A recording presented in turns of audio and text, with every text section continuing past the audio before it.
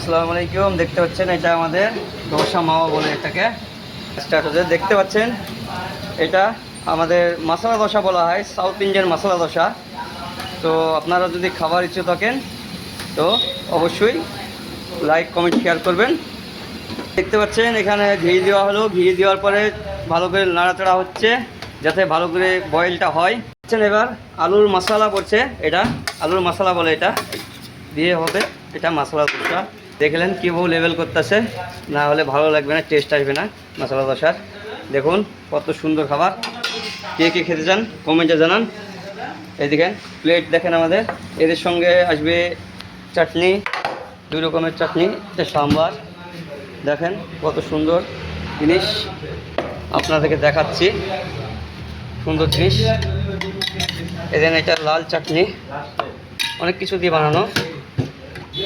Plus এটা দেন সাম্বার। এখানে দেখুন এটা নারিয়েলের চাটনি, দিয়ে হলো মশলা দোসা।